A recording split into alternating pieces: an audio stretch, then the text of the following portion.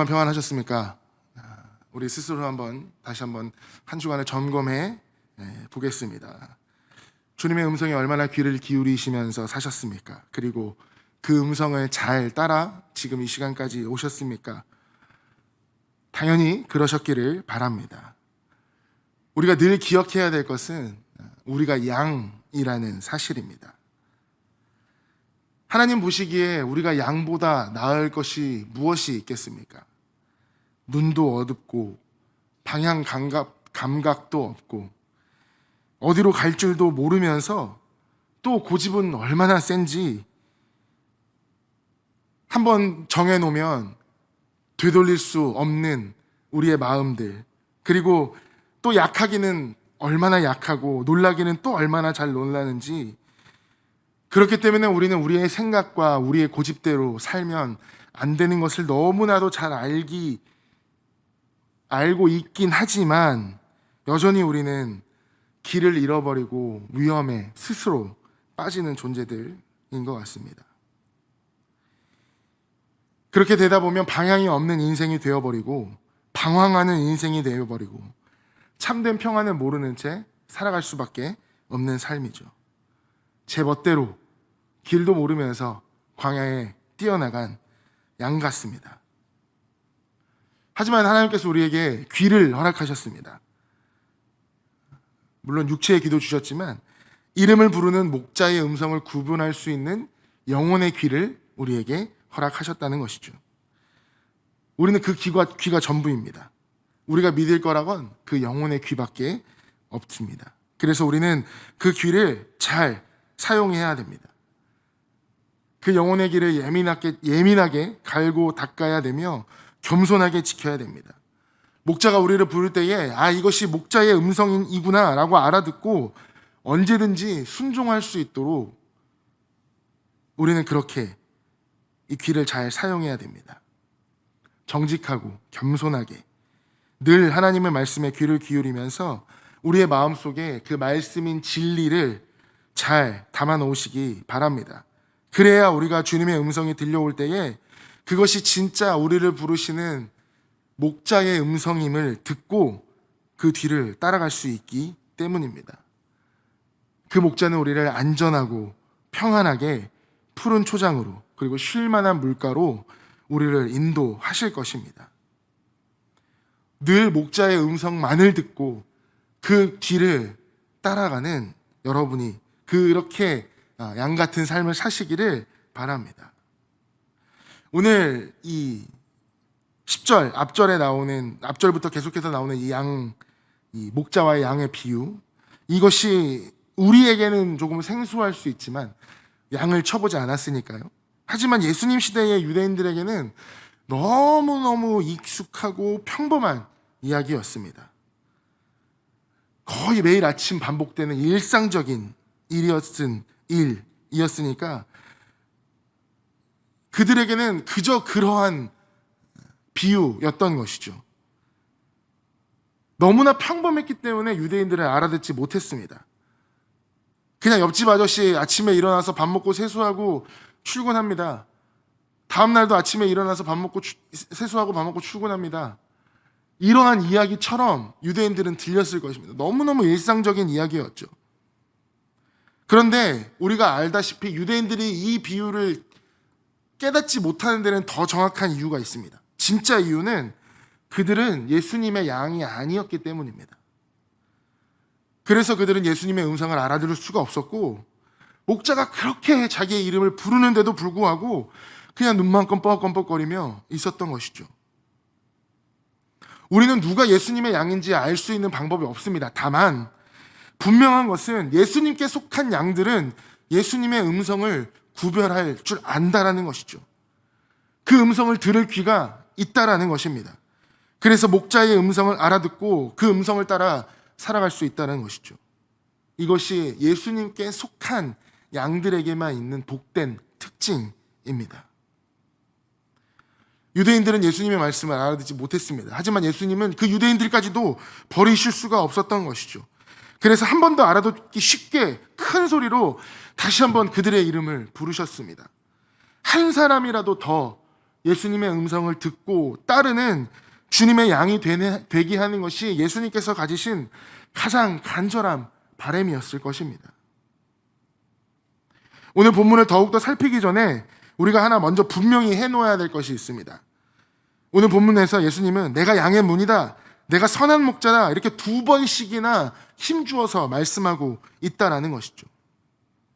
그런데 이 말씀을 하실 때 예수님은 이 세상에 수많은 양의 문이 있는데 나도 그 중에 하나다, 이 세상에 선한 목자가 많이 있는데 나가 그 중에 한 명이다 라고 말씀하신 것이 아닙니다.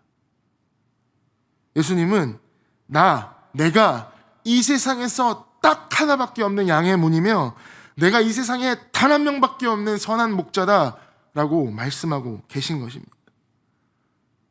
정말 그렇습니까? 이 세상에 다른 문은 없나요? 다른 선한 목자는 없습니까? 예수님만이 양의 문이고 예수님만이 하나밖에 없는 선한 목자, 정말 맞습니까? 우리가 그 예수님을 믿고 따라야 됩니까? 설교 시간에 이렇게 물어보면 맞는 말임에도 불구하고 혹시 다른 얘기를 하시려고 그러시나라고 다른 생각이 들 수도 있지만 맞습니다. 다시 한번 여러분들에게 확인시켜 드리려고 제가 조금 더 세게 질문을 했던 것이죠. 예수님 한 분밖에 없는 거예요. 우리가 예수님을 믿는다라는 것이 바로 그런 것입니다. 오직 예수님만이 양의 문이시고 예수님만이 선한 목자라는 것을 믿으면서 나는 오직 그분만을 따르며 살아가는 양이 되겠습니다 라고 마음을 정하는 것, 그것을 우리는 믿음이라고 부르는 것입니다. 이게 누군가가 듣기에는 너무 독단적이고 독선적이고 그렇게 들릴지는 모르지만 사실 예수님께서 우리에게 하신 말씀은 이거보다 훨씬 더 강렬한 것입니다.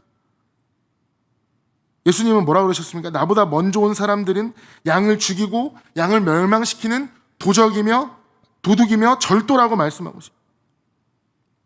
강도라고 말씀하고 있는 거죠. 내가 아닌 사람들은 기껏해야 자기 이익만을 위해서 양을 그냥 시간만 때우면서 돌보는 사꾼 목동에 불과하다라고 말씀하고 계시는 것입니다. 물론 예수님께서는 그 당시 이제 거짓 메시아나 이스라엘의 종교 지도자들에게 그렇게 말씀을 하고 계셨지만 오늘 우리에게는 나 아닌 다른 존재들은 다 이렇다라고 다시 한번 단호하게 말씀을 하고 계신 것입니다. 그러니 예수를 믿는다는 것, 내가 선택할 수 있는 그 여러 가지 비슷한 것 중에 하나만 내가 선택해서 내가 예수님을 믿겠습니다가 아니라 그것밖에 안 되는 것, 오직 그거 하나만 있는 것, 그것만을 붙들라라고 예수님을 말씀하고 있는 것입니다. 그러면 예수님은 어떤 면에서 유일한 양의 문이 되시고 또 하나밖에 없는 선한 목자가 되시는가? 그래서 우리가 왜 그분의 양의 문으로 삼고 선한 목자로 삼으면서 살아가야 하는가? 그것이 우리에게 얼마나 복된 삶인가? 그것을 한 번 더 살펴보려고 합니다. 이 말씀을 통하여서 다시 한번 예수님을 믿는 우리들의 마음에 점검되어지고 그 특별한 복을 다시 한번 헤아려 보는 귀한 시간이 되었으면 좋겠습니다. 7절에 보시면 예수님께서 나는 양의 문이다라고 말씀을 하시죠. 뜻을 살려서 다시 읽으면 다른 사람이 아니라 내가 바로 양의 문이다 라고 말씀을 하시는 것입니다. 요한복음 10장 처음에 나오시는 이 목자와 양의 비유, 또 평지에 있는 마을 사람들이 함께 공동으로 생활하고 있는 이 양 우리를 배경으로 하고 있습니다. 그래서 이 7절에서 10절까지에 나오는 양의 문 비유는 산간 지역에서 홀로 양을 기르며 살아가는 목자의 모습을 배경으로 하고 있다라는 것이죠. 그러니까 산간 지역에 있는 목자와 평지에 있는 목자는 좀 다릅니다. 일단 우리는 목자 혼자서 양을 기르는 곳이기 때문에 마을의 평지에 있는 그 우리보다 규모는 더 작습니다. 그리고 산간 지역에 있는 그 울타리 재료는 돌로 되어 있습니다. 우리가 흔히 울타리라고 생각하면 나무로 된 울타리를 많이 생각을 하는데 오늘 이 본문에 나오는 울타리의 재료는 돌입니다. 그러니까 이 돌담으로 빙 둘러져 친 다음에 한 곳만 겨우 열어놓은 그런 작은 울타리라고 생각을 하시면 됩니다. 그런데 이곳은 목자 혼자서 지켜야 되는 것이기 때문에 문지기가 따로 고용이 되지 않습니다. 낮이나 밤이나 양을 지키는 일도 목자 혼자서 다 해야 됩니다. 그래서 이 산간 지역에는 밤이 되면 그렇게 이 돌담이 열린 그 돌담의 작은 문, 그곳에 목자가 자리를 잡고 누워서 도둑이나 짐승들이 들어오지 못하도록, 양을 해치지 못하게 양떼를 지키게 되었는데, 바로 그곳을 양의 문이라고 불리라는 것이죠. 그러니까 양의 문이라는 말은 목자 때문에 생겨난 목자의 별명입니다. 양의 문이나 라고 말씀하신 예수님의 말씀은 너무너무 당연한 거죠. 나 하나밖에 없는 양의 문이다. 내가 그 하나밖에 없는 양의 문이다라고 단호하게 말씀하고 계시는 것입니다. 양 우리가 하나인데 양의 문이 둘이다. 목자가 한 명인데 그 두 문을 다 지킬 수 없다. 그러니 오직 하나인 그 양의 문, 우리 안에 양들이 드나들 수 있는 오직 한 곳은 그 양의 문뿐이다 라는 것입니다. 그리고 목자는 그 양의 문만 돌보면 되는 것이죠. 우리도 그렇습니다. 우리가 예수님의 양이라고 한다면 우리에게는 다른 문이 있어서는 안 될 것이죠. 오직 예수님만이 양의 문이 되시고 그 외에 다른 문은 없다라는 것입니다. 그렇기 때문에 예수님은 누구든지 나로 말미암아 들어가면 구원을 얻고 또 들어가며 나오며 꼴을 얻으리라. 나를 통하지 않고서는 그런 복을 얻을 수 없다 말씀하고 계시는 것입니다. 그렇게 밤새 짐승들과 도둑들에게서 양을 지키며 아침이 되면 목자는 그 입구에서 양들을 불러냅니다. 그럼 양들은 그 입구로 나오게 됩니다. 밤새 목자가 누워서 지켰던 그 양의 문을 지나 들판으로 나아갑니다.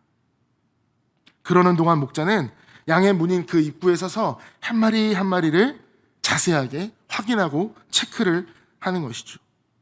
밤새 다른 일이 생기진 않았나, 밤새 양에게 어떠한 건강의 변화가 생기지 않았나 하나하나 친절히 확인한다는 것입니다. 그리고 양들이 이끌어 하루 종일 꼴을 먹인 다음에 다시 한번 저녁에 그 양의 문을 통과할 때 똑같이 체크합니다. 들판에서 뭘 잘못 먹진 않았나, 혹시 잃어버린 양은 없나. 어떻습니까? 그 양의 문을 통해서 드나드는 양만이 안전한 것이죠. 그 양의 문을 통해서 드나드는 양만이 목자를 따라서 좋은 꼴을 먹을 수 있다는 겁니다. 만약에 양의 문이 아니라 돌담을 뛰어넘어가거나 그 벽 사이에 난 어떤 틈을 비집고 나가버리면 본인도 다치거니와 그 양은 길을 잃고 헤매며 짐승의 밥이 될 것이죠.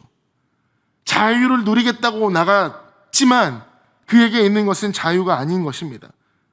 그냥 일종의 짐승의 먹이로밖에 삼길 수 없다라는 것이죠. 그래서 예수님께서 이렇게 말씀하신 겁니다. 누구든지 나로 말미암아 들어가면 구원을 얻고, 나로 말미암아 들어가면 구원을 얻고 들어가며 나오면 꼴을 얻을 것이라고 분명히 말씀하고 계신 것입니다. 이 들어간다라는 말은 복음서에서는 어떻게 거의 이렇게 표현이 됩니다. 하나님 나라와 짝지어서 등장하는 이야기인데요. 그렇기 때문에 이 들어간다라는 말은 구원을 얻는다는 말, 그리고 하나님 나라에 들어간다는 말과 동일하게 생각을 하셔도 무방합니다. 다시 한번 이야기하자면 나 외에는 구원을 얻을 길이 없다, 아버지께로 갈 방법이 없다, 그런 뜻이 된다라는 것입니다. 맞습니다. 여러분, 우리가 바라는 것이 무엇이 있겠습니까? 구원입니다. 하나님 나라에 들어가는 것입니다. 그 하나님 아버지께로 들어가는 것이라면 양의 문이신 예수님을 믿고 그분을 따르는 것 그 외에는 그런 구원을, 그런 은혜를 얻을 방법이 없습니다. 또 예수님께서는 들어가며 나오며 꼴을 얻을 것이다 라고 말씀을 하셨습니다. 예수님께서 양의 문이시니까 양들이 예수님을 통해 들어가고 나가고 하면서 꼴을 얻는 것 너무너무 당연한 것이 아닌가 생각이 들 수도 있겠지만, 이 말씀 속에는 정말 특별한 은혜가 숨어 있습니다. 왜냐하면 이 말씀은 예수님께서 처음 하시는 말씀이 아니기 때문입니다. 구약 성경에 너무나도 많이 나와 있는, 이미 분명하게 기록이 된 말씀입니다. 제가 읽어드리겠습니다. 신명기 28절 1절 이하의 말씀입니다. 내가 내 하나님 여호와의 말씀을 청종하면 이 모든 복이 내게 임하여 내게 이르느니 성읍에서도 복을 받고 들에서도 복을 받을 것이며 내 몸의 자녀와 내 토지의 소산과 내 짐승의 새끼와 소와 양의 새끼가 복을 받을 것이며 내 광주리의 떡 반죽 그릇이 복을 받을 것이며 내가 들어와도 복을 받고 나가도 복을 받을 것이다. 또 에스겔서 34장 14절 이하의 말씀입니다. 목자가 양 가운데에 있는 날에 양이 흩어졌으면 그 때를 찾는 것 같이 내가 내 양을 찾아서 흐리고 캄캄한 날에 그 흩어진 모든 곳에서 그것들을 건져낼지라. 내가 그것들을 만민 가운데서 끌어내며 여러 백성 가운데서 모아 그 본토로 데리고 가서 이스라엘 산 위에와 시냇가에와 그 땅 모든 거주지에서 먹이되 좋은 꼴을 먹이고 그 우리를 이스라엘 높은 산에 두리니 그들이 그곳에 있는 좋은 우리에 누워 있으며 이스라엘 산에서 살찐 꼴을 먹으리라. 아멘. 내가 들어와도 복을 받고 나가도 복을 받을 것이다. 그것들이 그곳에 있는 좋은 우리에 누워 있으며 이스라엘 산에서 살찐 꼴을 먹으리라. 그날 예수님께서 유대인에게 하신 그 말씀은 예수님께서 처음 하신 말씀이 아닙니다. 예수님께서는 그날에 하나님께서 오래전부터 약속하셨던 그 말씀을 다시 한번 반복하고 계십니다. 그리고 그 복된 약속들이 양의 문이신 예수님을 통해서 이미 이루어지고 있으며 그 복은 앞으로도 그 양들에게 주어질 것이다 라고 분명하게 선포하고 계신 것입니다. 사랑하는 여러분, 하나님께서 약속하신 모든 복음 예수님 안에 있다는 것을 믿으시기 바랍니다. 이미 그리스도 안에서 흘러넘치고 있다는 것을 믿으시기 바랍니다. 이 세상에 예수님보다 더 큰 복은 없습니다. 예수님이 주시는 복보다 더 큰 복은 없습니다. 그렇기 때문에 우리는 예수님을 알고 예수님을 소유하고 예수님 안에 살아가는 것 그 이상의 더 크고 안전한 복은 없다라는 것입니다. 이것이 바로 이 양떼들의 양의 문이신 예수님께로부터 얻는 최고의 복이고 은혜입니다. 우리는 그분의 양이 되어 그분의 돌보심 안에서 살아갈 때에 우리는 늘 이런 복을 누리면서 이런 은혜 안에서 살아갈 수 있다는 것입니다. 들어가며 나오며 꼴을 얻을 수 있습니다. 예수님만이 우리를 위한 양의 문이 되시기 때문입니다. 예수님께서 이 양의 문이라고 말씀하신 다음에 선한 목자라고 이야기를 하시죠. 그런데 이 선한 목자에 대한 말씀으로 넘어가기 전에 내가 온 것은 양으로 생명을 얻게 하고 더 풍성을 얻게 하려는 것이라고 예수님께서 이 땅에 오신 이유를 한 번 더 말씀을 하고 계십니다. 예수님께서는 우리 양들에게 두 가지를 주기 위해서 이 땅에 오셨습니다. 첫째는 생명이고 두 번째는 그 생명보다 더 풍성한 생명입니다. 우리가 예수님이 살게 해주신 그 풍성한 삶에 대해서 그 앞에서 우리가 예수님의 양의 문으로 표현을 하면서 말씀을 드렸습니다. 근데 우리가 그런 복되고 은혜로운 삶을 살아가려면 반드시 거쳐야 되는 단계가 있습니다. 그것은 바로 예수님에게로부터 먼저 우리가 생명을 얻어야 된다는 것이죠. 하나님 보시기에 우리는 예수님 우리 안에 들어있지 않은 다 죽은 양들이었습니다. 이미 우리들의 죄 때문에 하나님과의 관계가 다 끊어져 버린 죽은 양에 불과했습니다. 우리는 이미 뿌리가 뽑힌 나무였고 줄기가 잘려나간 초목이었고 복도 좋고 은혜도 좋지만 우리는 여전히 죽음 가운데서 하나님과 아무런 상관이 없는 것처럼 살아가는 그런 존재들이었습니다.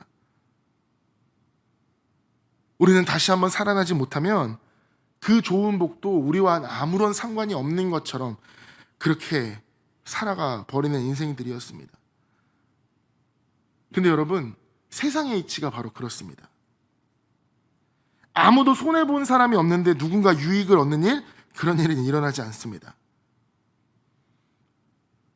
그것은 이 세상을 만드신 우리 하나님께서는 정직하신 분이시고 이 세상에 하나님의 그 정직한 성품이 반영되어 있기 때문입니다. 다시 말해서 우리가 이 죽은 자 가운데, 아니 이 죽음에서 다시 살아나려면 누군가는 희생해야 되고 누군가는 손해를 봐야 된다라는 것이죠. 생명이 없는 우리에게 생명을 얻고 다시 한번 살아있는 사람이 되게 하려면 그 생명은 그냥 주어질 수 없었던 것입니다. 누군가는 자신의 생명을 우리를 위하여서 내주어야 합니다. 그런데 여러분, 그 어떤 사람도 우리를 위해서 생명을 내어줄 사람은 없습니다. 간혹 이 부모님들이 자녀를 위하여서, 또 자녀들이 또 부모님을 위하여서 다른 사람을 살리기 위해서 생명을 내놓은 경우가 있지만, 그것은 철저하게 어떠한 관계로 이어져 있는 상태여야지만 가능한 일인 거죠. 생판 남에게 귀한 목숨을 내준다, 진짜 극히 드문 일이며, 그런 사람들을 우리는 당연히 칭송하게 됩니다. 그 어떤 것도 끊어진 하나님과 우리 사이를 연결시켜줄 수 없었고, 다시 우리의 영혼을 살릴 수 없었습니다. 그런데 하나님의 아들이신 예수님께서 그렇게 하셨다라는 것이죠. 분명히 오늘 말씀하고 있지 않습니까? 나는 선한 목자라, 선한 목자는 양들을 위하여 목숨을 버린다라고 말씀하십니다. 선한 목자는 양들을 위하여 목숨을 버린다.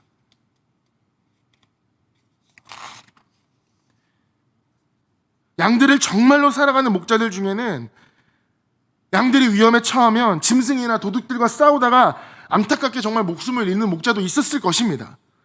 충분히 그럴 가능성이 있다라는 것이죠. 하지만 양들을 위해서 자기 목숨을 버리는 것, 그것이 예수님께서는 유사시에도 그렇게 될 수 있다라는 가능성을 내보이는 것은 아니었습니다. 왜? 이것은 이미 정해져 있는 일이기 때문입니다. 처음부터, 영원 전부터 하나님께서 정해놓은 사실이었습니다. 왜? 예수님께서는 그 일을 하려 이 땅에 오셨기 때문입니다. 원래 그런 계획이 없었는데 이 땅에 와서 보니까 그냥 너무 안타까워서 어쩔 수 없이 내가 희생할게가 아니라, 억울해서 희생당하신 피해자가 아니라 처음부터 이 양떼들을 위하여 목숨을 내어주시기로 작정하고 이 땅에 오신 분이 우리 예수님이십니다. 그래서 18절에 예수님께서 예수님의 죽음에 대해서 이렇게 말씀하고 계시지 않습니까? 이를 내게서 빼앗는 자가 있는 것이 아니라 내가 스스로 버리노라 라고 분명히 이야기를 하고 계십니다. 이 세상에 그 어떤 목자가, 인간의 목자가 자기 양떼를 위하여 생명을 내어줍니까? 정말 말 그대로 짐승이 쳐들어온다면 내가 가지고 있는 양들 중에 한두 마리 희생시켜서 나머지 양들 데리고 나오면 그게 남는 장사 아닙니까? 그 어떤 목자가 아무리 양을 사랑한들 자기 목숨을 내어주면서까지 양떼를 보는 그런 목자는 드물 것입니다. 만약에 그렇다면 그 양의 목숨을 버려서 양을 구하면 그 양들이 영원히 삽니까? 아니죠. 목자를 잃어버린 양들은 또 얼마 못 가지 않아 더 큰 위협에 당할 수도 있다라는 것입니다. 그런데 우리 예수님은 그러지 않으시는 분입니다. 예수님의 생명을 우리에게 내어주셔서 그 생명이 저와 여러분에게 영원한 생명이 되게 하셨습니다. 왜? 그분은 사람이 아니라 하나님이시기 때문에 가능한 일이었습니다. 그것 때문에 이 세상에 오신 분이었습니다. 그 생명이 우리에게 영원한 생명이 되게 하시려고. 그리고 예수님은 정말로 그렇게 하셨습니다. 보잘것없는 양들을 위하여서 기꺼이 그 주님의 귀한 생명을 내어주셨다라는 것이죠. 여러분, 이런 목자가 또 어디 있습니까? 자기 양떼들을 위해 이런 일을 해줄 수 있는 선한 목자, 이렇게 자기 양떼를 깊이 사랑하는 목자, 만약에 예수님 말고 정말 그런 목자가 또 있다면 우리는 그 목자를 따라가도 아마 살 수 있을 것입니다. 그런데 여러분, 예수님밖에 그런 목자가 없다면, 우리가 그것을 알고 있다면 우리의 목자는 당연히 예수님으로 삼아야 되지 않겠습니까? 우리가 당연히 그분만을 섬겨야 되지 않겠습니까? 진화론적인 관점에서 보면 양의 존재에 대해서 설명이 불가능하다고 합니다. 뿔은 있지만 공격하기에는 좀 그렇고, 또 다리도 짧아서 잘 도망도 못 도망가고, 그 털도 엄청 많고 몸도 뚱뚱해서 넘어지면 혼자 일어나지도 못한다고 합니다. 진작에 육식 공룡들의 표적이 되어서 멸망했어야지 당연한 동물 중에 하나인데, 그럼에도 불구하고 지금까지 그들이 번성할 수 있는 이유는 목자 때문이다라는 것이죠. 우리는 다 양 같은 사람들입니다. 아니, 우리는 다 양이죠. 양 같은 사람이 아니라 양입니다. 정말 양이에요. 우리는 양에게 목자가 필요하듯이 우리에게도 당연히 목자가 필요합니다. 이런 동물이 어디 있습니까? 이런 약한 존재가 어디 있습니까? 그런데 목자에게는 세 가지 종류가 있다고 말씀하고 계십니다. 선한 목자, 사꾼 목자, 악한 목자. 악한 목자는 양떼를 오직 자신의 이익으로만 생각하는 그런 도구로 사용하는 목자이고, 양에 대한 사랑 따위는 아예 없습니다. 사꾼 목자, 평소에는 좋아 보이죠. 자신이 삭을 받기 전까지는 아마 자기 일이니까 최선을 다해서 양을 돌볼지도 모릅니다. 그런데 위기가 당할 때는 사꾼 목자는 당연히 양보다 자기 목숨이 더 중요한 사람인 거죠. 그리고 양떼를 버리고 도망칩니다. 그런데 선한 목자는 자기 양떼를 위하여 목숨을 버릴 수 있는 것입니다. 이번 주 주일 10시 예배 후에는 올해 2022년 첫 목장 모임을 가질 계획입니다. 우리 귀한 목자 예배 목자님들께서 한 주간 목원들에게 열심히 전화하시고 또 찾아가시고 그렇게 연락하셨을 줄 압니다. 그럼에도 불구하고 한 가지 부탁을 드리는 것은, 목장 안에 돌보아야 할 영혼들이 있다라는 것, 아마 여러분들이 더 잘 아시리라 믿습니다. 제가 굳이 누구라고 찝지 않아도 아마 여러분들 다 아실 것입니다. 부탁드리는 것은 포기하지 마시고 한 번만 더 연락을 해주시기를 부탁드립니다. 전화가 안 되면 찾아가서, 문 앞에라도 찾아가서 흔적을 남기고 와주시기 바랍니다. 예수님께서 그러하셨던 것처럼 그 마음으로 우리의 사랑하는 양들을 다시 한번 돌봐주시기를 바랍니다. 그래서 이번 주일 첫 목장 모임의 시간에 우리 모든 양들이 목자의 음성을 듣고 다 같이 모여서 예배하며 즐거워하며 새롭게 시작할 수 있는 그런 목장 모임이 되기를 정말 원합니다. 제가 무슨 자격이 있어서 이렇게 부탁을 드리는 건 아닙니다. 우리에게 맡겨주신 그 양들, 누구의 양들입니까? 예수님의 양들 아닙니까? 잘 돌봐주기를 원해서 위탁하신 그 양들을 우리가 잘 돌보지 못한다면 예수님께서도 너무 마음이 아프실 것입니다. 우리가 한 번 더 그분들에게, 귀한 영혼들에게 다가가고 손을 내밀고 같이 예배하며 나와주기를, 그리고 같이 소급으로 모여서 함께 은혜 나누기를 한 번 더 권면해 주시기를 부탁드립니다. 말씀을 정리하겠습니다. 주님, 오늘 우리에게 양의 문이라고 말씀을 하셨습니다. 그리고 선한 목자라고 또한 말씀하셨습니다. 우리는 그 의미를 이제 온전하게 알았습니다. 그리고 주님 안에서만 온전한 안전이 있음을 깨달았습니다. 예수님 안에만 참 생명이 있습니다. 선한 목자들의 양떼만 안전합니다. 그리고 예수님은 그 양떼를 너무너무 잘 아시는 분이십니다. 그리고 우리도 그분이 누군지 압니다. 세상의 수많은 음성과 수많은 소음 속에서 예수님의 음성을 구별하고 그 음성에만 순종할 정도로 우리는 예수님을 따라야 됩니다. 우리는 그만큼 예수님을 잘 알아야 되는 사람들입니다. 하나님이 예수님을 아시고 예수님이 하나님을 아시는 것처럼 예수님이 우리를 아시고 우리도 예수님을 알아 선한 목자 되신 그분에게, 또 양의 문 되신 그분을 잘 따라 섬기는 양들이 되시기를 바랍니다. 세상에 수많은 선한 목자인 척하는 사람들이 얼마나 많습니까? 그들은 각자 다 자기가 선한 목자다라고 이야기를 할 것입니다. 하지만 사랑하는 여러분, 예수님의 음성을 구별하여 들으시길 바랍니다. 그분의 양이 되어서 그 예수님의 너무너무 따뜻하고 풍성한 음성을 듣고 그분의 뒤만 따라가는, 그렇게 양의 문을 들어가며 나오며 좋은 꼴을, 그 은혜를, 풍성한 삶을 누릴 수 있는 양이 되십시오. 늘 선한 목자 되신 주님의 음성을 들으며 양의 문이 되어주시는 그분을 통해서 생명을 더욱더 얻고 풍성한 은혜를 누리시는, 그렇게 주님의 양으로 주님만 따라 살아가는 큰 은혜가 있기를 주님의 이름으로 축원합니다.